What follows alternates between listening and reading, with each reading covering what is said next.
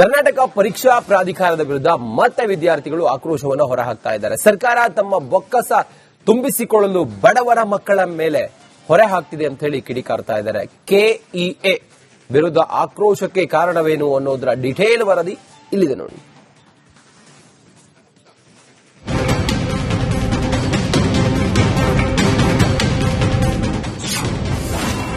ಕರ್ನಾಟಕ ಪರೀಕ್ಷಾ ಪ್ರಾಧಿಕಾರದ ವಿರುದ್ಧ ಕಿಡಿ.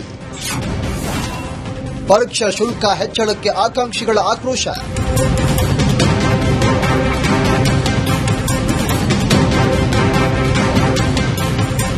ಪೊಲೀಸ್ ಕಾನ್ಸ್ಟೇಬಲ್ ಹುದ್ದೆಗಾಗಿ ಹಗಲಿರುಳು ಶ್ರಮಿಸಿದ್ದ ವಿದ್ಯಾರ್ಥಿಗಳಿಗೆ ಕೆಇಎ ಶಾಕ್ ನೀಡಿದೆ. ಬಹಳ ದಿನದ ಬಳಿಕ ಪೊಲೀಸ್ ಕಾನ್ಸ್ಟೇಬಲ್ ಹುದ್ದೆಗೆ ಸರ್ಕಾರ ನೇಮಕಾತಿಗೆ ಕರೆದಿದ್ದು, ಕರ್ನಾಟಕ ಪರೀಕ್ಷಾ ಪ್ರಾಧಿಕಾರ ಪರೀಕ್ಷಾ ಶುಲ್ಕವನ್ನ ಹೆಚ್ಚಳ ಮಾಡಿದೆ. ಕೆಇಎಯ ಈ ಕ್ರಮದ ವಿರುದ್ಧ ಯುವಕರು ಆಕ್ರೋಶವನ್ನು ಹೊರಹಾಕ್ತಾ ಇದ್ದಾರೆ. ಬಡ ಯುವಕರು ಪರೀಕ್ಷಾ ಶುಲ್ಕ ಹೇಗೆ ಕಟ್ಟುವುದು ಅಂತ ಪ್ರಶ್ನೆ ಮಾಡ್ತಾ ಇದ್ದಾರೆ.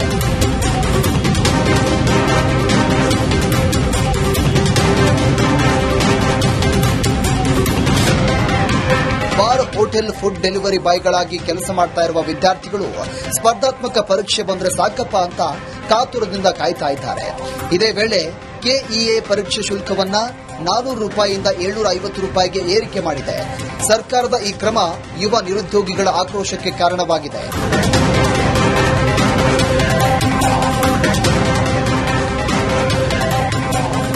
ಕೇಂದ್ರ ಸರ್ಕಾರ ನಡೆಸುವಂತ ಯುಪಿಎಸ್ಸಿ ಪರೀಕ್ಷೆಯ ಶುಲ್ಕವೇ ಕೇವಲ 100 ರೂಪಾಯಿ ಇದೆ.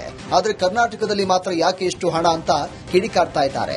ಇನ್ನು ಗೃಹ ಸಚಿವ ಪ್ರಿಯಾಂಕ್ ಖರ್ಗೆ ಅವರಿಗೆ ಯುವಕರು ಪ್ರಶ್ನೆ ಮಾಡಿದ್ದು, ಕೊಟ್ಟ ಮಾತಿನಂತೆ ಖಾಲಿ ಹುದ್ದೆ ಭರ್ತಿ ಮಾಡಿ, ಇಲ್ಲವಾದಲ್ಲಿ ಉಗ್ರ ಹೋರಾಟ ಮಾಡುವುದಾಗಿ ಎಚ್ಚರಿಕೆ ನೀಡಿದ್ದಾರೆ. Arvind, crime bureau, Republic Kannada, Bengaluru.